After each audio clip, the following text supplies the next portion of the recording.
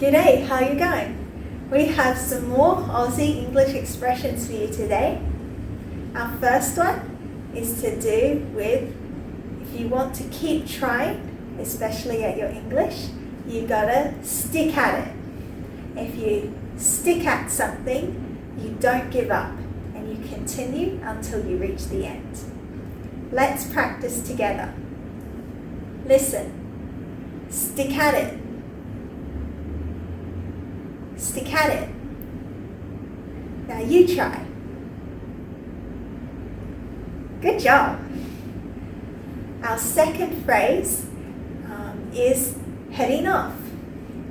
We say, I'm heading off now when we're telling our friends that we're going to leave.